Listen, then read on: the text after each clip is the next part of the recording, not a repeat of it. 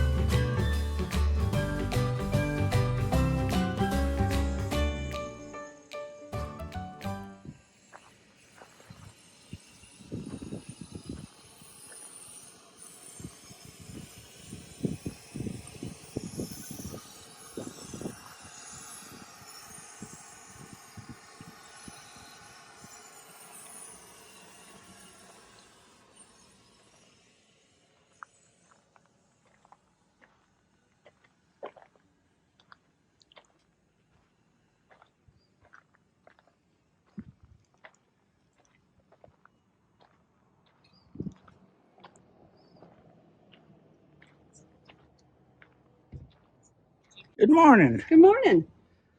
Ready to ride.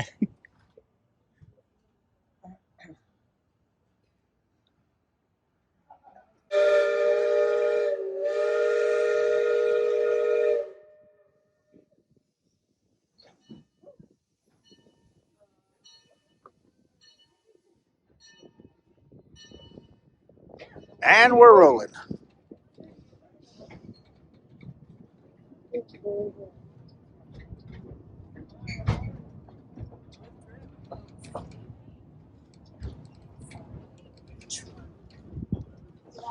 Coming up on the right side of the engine, that two-story brick building there is the original Midland Terminal Depot for Cripple Creek. It was built in 1895, closed down in 1949, and in 1953 it reopened as the district museum.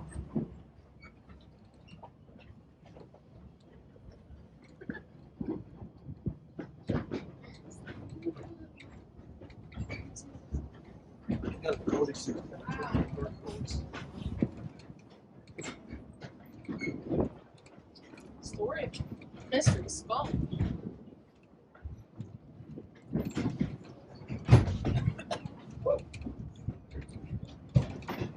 Burning fuel. Rolling that coal. Well, that burning fuel, that smells as coal. Sweet. That's a fuel oil he's burning. I think.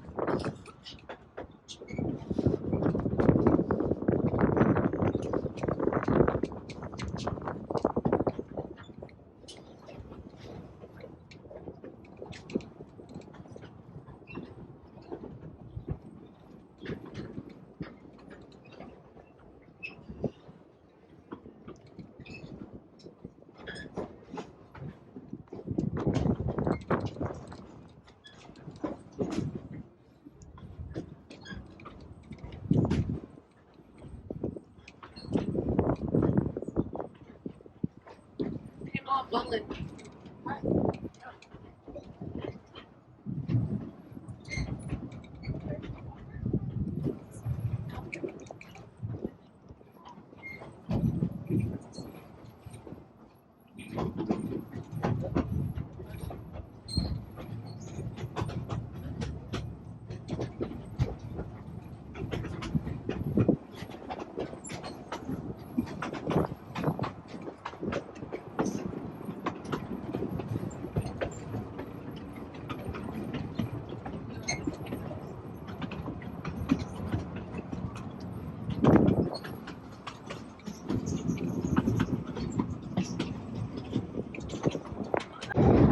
He's pouring the power to it now.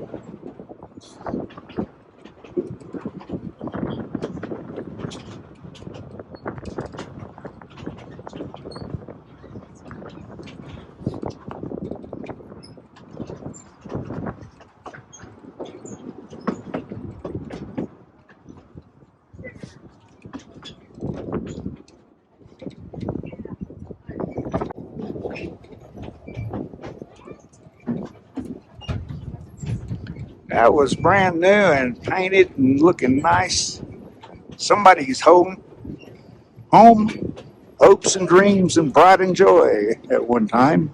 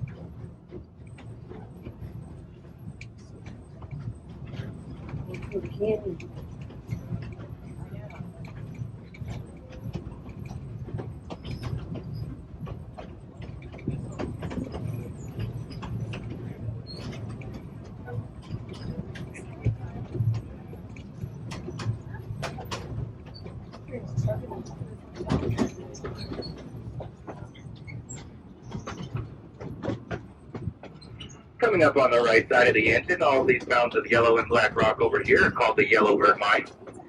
And the mounds on the other side are called the Redbird. Together, those two mines did produce about $2 million worth of gold. Keep in mind that most of the gold values I'll give you today is back when gold was worth about $20 an ounce. Today, gold is worth about $1,850 an ounce. Again, on that left side, that wooden building up there that's still standing is the original blacksmith shop from the town of Anaconda. Anaconda was taken out by a big fire, and so the few remaining buildings got moved around for preservation. Like I was saying earlier, our depot was also built in Anaconda. Up toward the top of the hill, those two metal cylinder tanks are part of the Moon Anchor Mines 1 and 2, and they did produce about $5 million worth of gold there.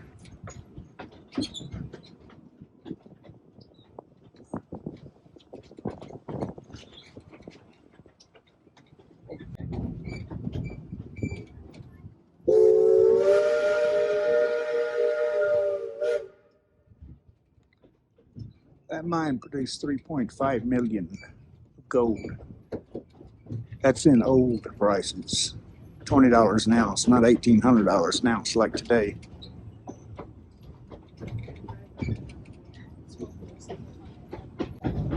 Try to keep it.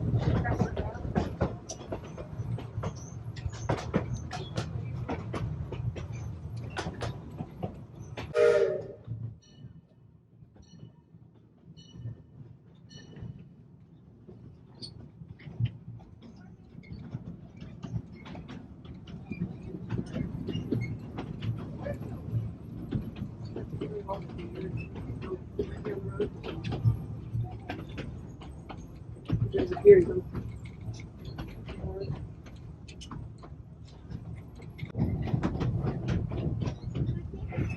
This section of track we're about to go over right now, we like to call the $1 Million Bill. At one point, this was a 400-foot long wooden trestle that the tracks ran across. But over time, all of that wood started to fall apart due to the weather. And so they started to fill it in with all of this low-grade gold ore. And within all this low-grade ore is an estimated $1 million worth of gold at today's values. But it would take over 20 tons of it to come up with just 1 ounce of gold. When they originally laid it all here, it wasn't even worth processing because of the gold processing methods they had back then. But today we have different methods of processing gold that would make it profitable.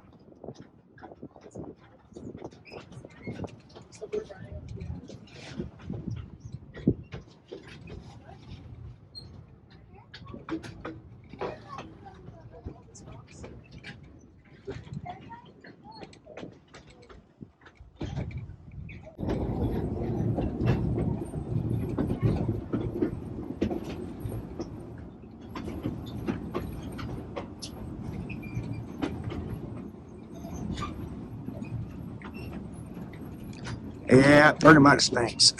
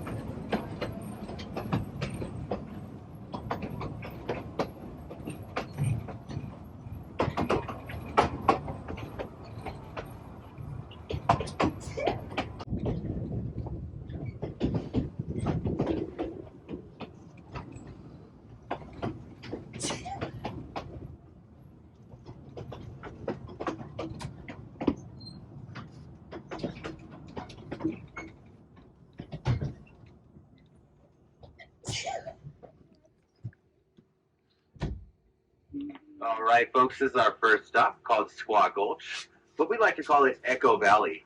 And our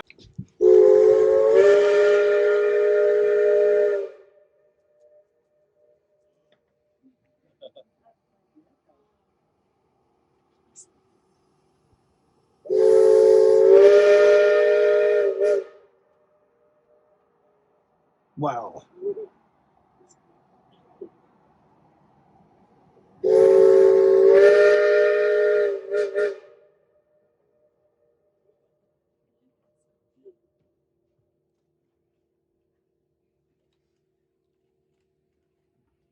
Now, they say you can hear those whistle blasts from over 10 miles away. Folks used to use whistles like that up here all the time to signify things like shift changes, emergencies, and even fires. And it was pretty effective since you could hear it from so far away. Now, if you look way out there in the distance at that very last set of mountains you can see out there, those are called the Sangre de Cristo Mountains. The Spanish explorers called them that when they came here because if you look over those mountains in the sky during the sunset, it's a beautiful red hue. And translated to English, Sangre de Cristo means the blood of Christ. Looking out across the highway and the clearing in the field down there used to be a really small town called Barry. It was really small. There was only about stars, actors, and singers and stuff would come visit them quite often. And if you were to follow that clearing on around the hillside, used to be Mountain City over there. Mountain City was also small, about 400 people. In between those two, there was a decent place for people to work. They had two gold processing mills. There was one called the Rosebud, and the other was called the Brody. Now, straight out from the engine, that hillside over there with the yellow and black rock is the El Paso mine. The El Paso mine is as deep as the Empire State Building is tall, which is about 1,500 feet. They did produce around $13 million worth of gold in their time of operation, but that wasn't even the deepest mine up here. The deepest one was actually the Ajax, being 3,350 feet, more than double. That stretch of highway you can see there beneath our tracks is Colorado State Highway 67. It's laid along the original roadbed of the Florence and Cripple Creek Railroad, which was the first one to show up in a Cripple Creek in the earlier part of 1894. That railroad was so profitable that it paid for itself in just the first year of operations.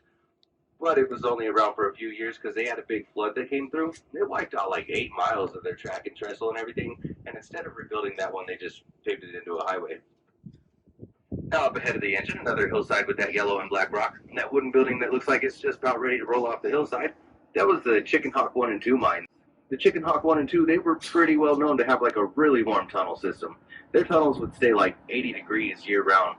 And so in the wintertime, a lot of the homeless folk up here, they would catch one of these trains and jump off and go to sleep in those tunnels. And everyone started calling them Hobo Tunnel. All right, folks, I'm going to go ahead and back us up now to our next stop called the World's Fair. We'll turn around there. And I'd like to tell you a little bit about the active gold mine we can see up in front of the engine once we get there.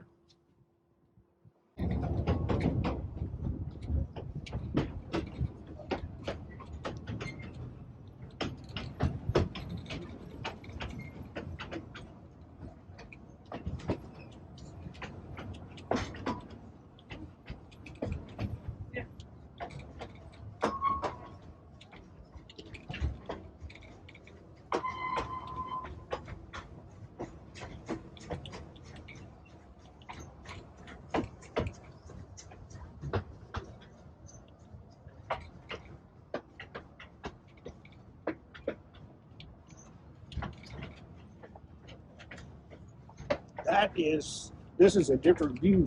Yeah, it is. No obstructions.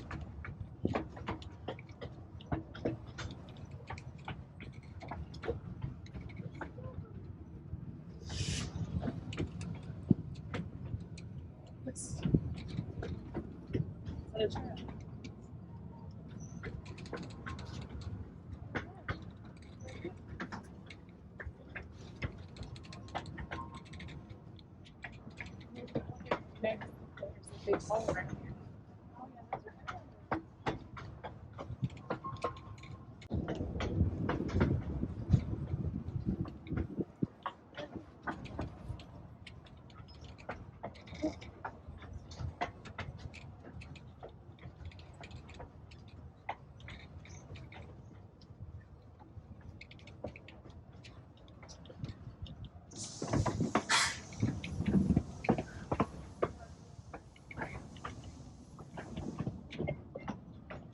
The inquiring mind wants to know, where does that track go?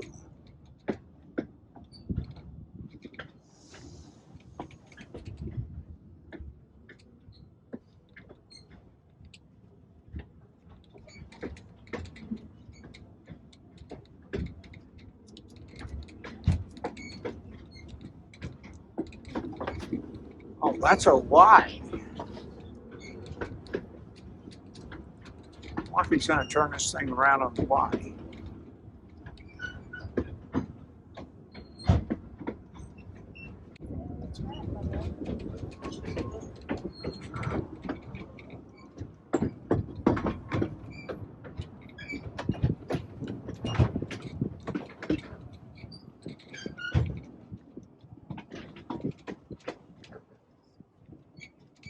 Look, someone's sunglasses. Are you serious? No, it's right.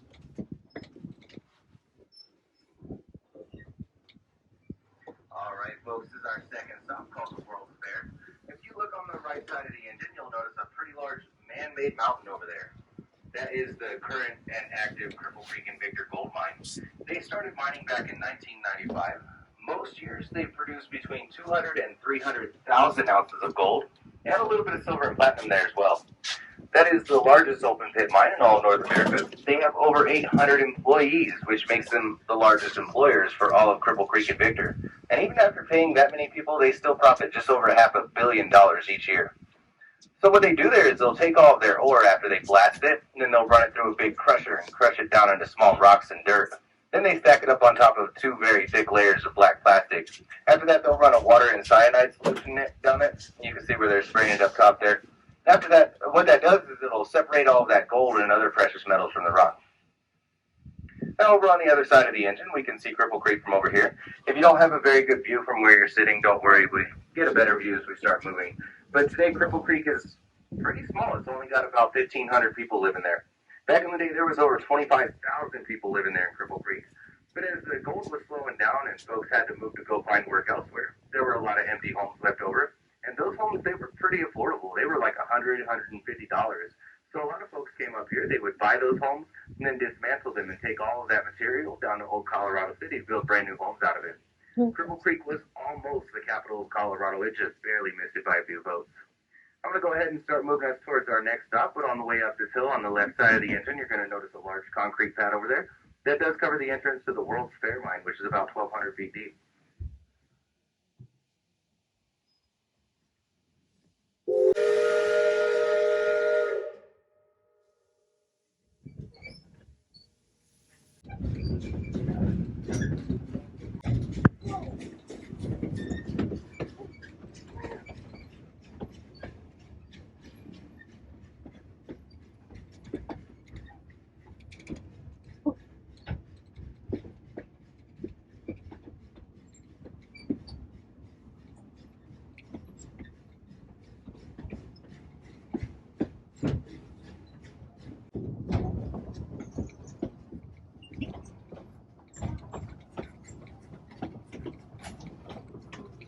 And maybe from this angle you can see just how steep that is. It's more than a 45-degree angle.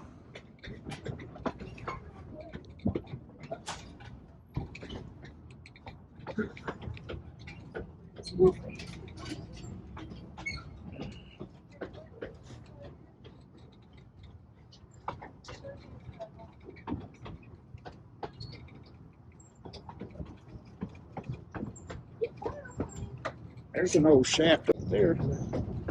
What is that? An old shaft or Oh, cave or yeah, something. yeah.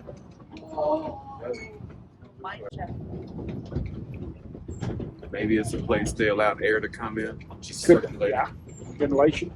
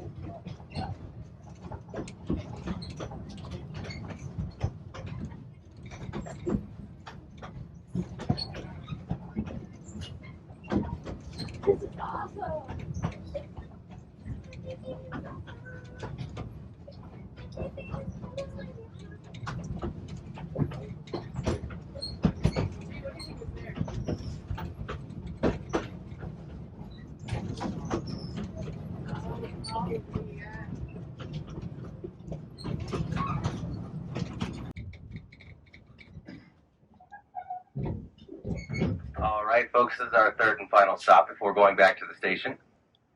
Gold was first discovered here in Cripple Creek by a gentleman named Bob Womack back in 1890. Now, when Bob discovered gold, he got really excited, so he went on a 3-day drinking binge to celebrate. When he had sobered up from that binge, he realized he had sold his claim for $500 and a few cases of whiskey. Now, the new owners, they came in, they renamed it the Gold King Mine, and they produced $3 million worth of gold out of there. They later took the money that they had profited down to Colorado Springs to build the Broadmoor Hotel. In April of 1896, a barmaid and her boyfriend had gotten into an argument down there on Myers Avenue, which is that closest street to us, and they knocked over a kerosene lamp. That resulted in a fire that burned down over half of the city. Just a few days later, a grease fire broke out in the kitchen of the Portland Hotel, and it burned down the other half. Now back then, everything here was made out of wood, including the sidewalks, so those fires were pretty devastating. One of the very few wooden buildings to survive those fires is that one across from us over there with the red and white paint. That is the Colorado Trade and Transfer. And then after those fires happened, a new city ordinance mandated that if any new buildings were to be built on Bennett Avenue, which is that main road over there, or even 1 block away from Bennett, it had to be constructed completely out of bricks. And that's why all these brick buildings are here today. Most of those buildings are dated for 1896 and shortly thereafter. Now going back to Myers Avenue again for a moment, that closest street there. At one point it did run underneath our tracks and it went all the way up into Poverty Gulch. And it was known as the Red Light District. They had over 70 saloons and 35 parlor houses. The most famous of those parlor houses is that white building down there with the red sign that says the Old Homestead. Now the Old Homestead, it was operated by Madame Pearl de Vere, and she was pretty particular about her clientele. I mean, she wouldn't even let you step foot into the establishment until after she inspected your bank account. Sadly, though, at the age of 30, Pearl de Vere got really sick and she died trying to self-medicate for that cold. And it was at that time that her parents realized that she was not the seamstress she told them that she was. And so they disowned her and they refused to pay for her funeral. Well, she had a lot of friends here in town and they had a lot of respect for her, so they all came together, they paid for that funeral. They even paid for a 12-piece marching band to play It'll Be a Hot Time in the Old Town tonight as they marched her all the way up to the cemetery. More than 5,000 people came to be a part of that. A really long time ago, there was a big wide creek that ran through here, and it's actually underground now. But this creek, it was really wide, had a very fast water flow, and it was hard to walk across it. But there was a farmer named Levi Welty, and every year old Levi, he had to get his cattle across this creek. And every year, one or more of his cows would end up breaking a leg crossing that creek. Year after year that happened to him. And then both of his sons broke their leg crossing the same creek. Finally, 1 year old Levi, he just had enough of it. He took off his hat, threw it way up in the air, and he said, "That sure is one doggone Cripple Creek." And that's how the city got its name. All right, folks, I'm going to go ahead and pull us forward up into Poverty Gulch. On the way up there, though, on the left-hand side of the engine, the second wooden structure you're going to notice was Bob Womack's old log cabin.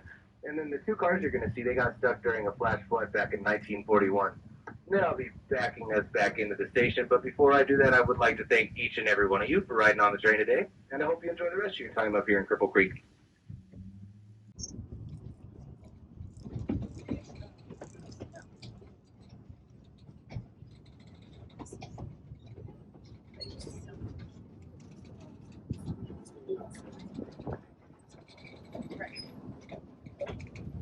Only looks 3 days ago.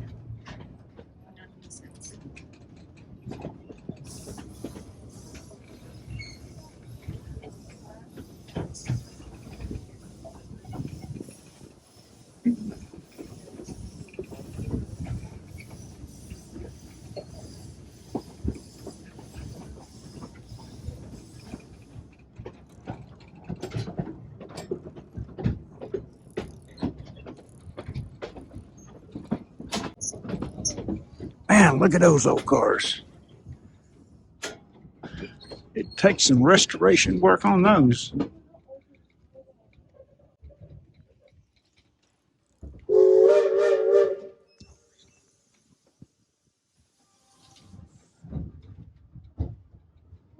There's cars on.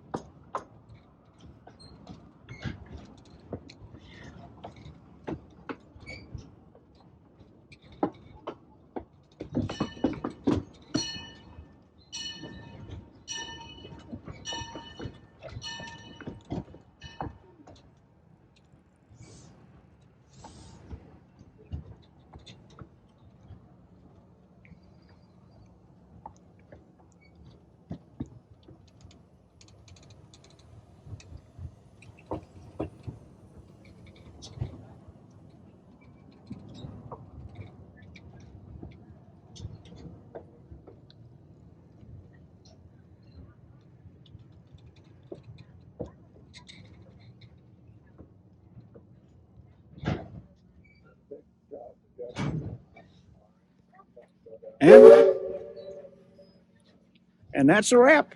That's all for this one. Let's move on down the road and see what awaits us at the next adventure. Bye-bye. Thanks for watching.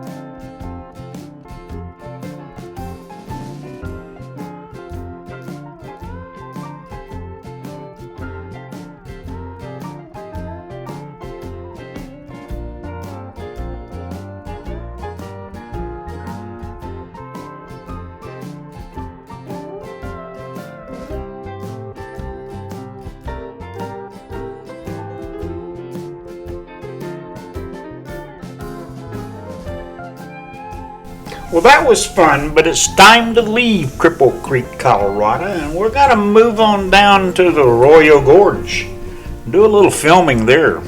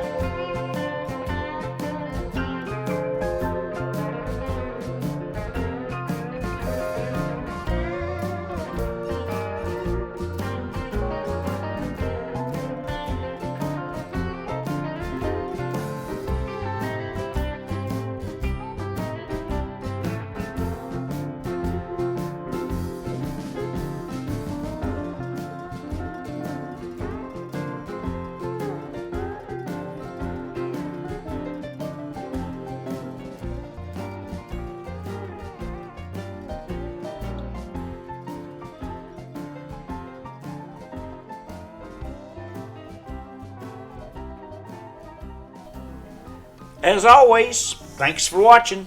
Much appreciate your like and subscription.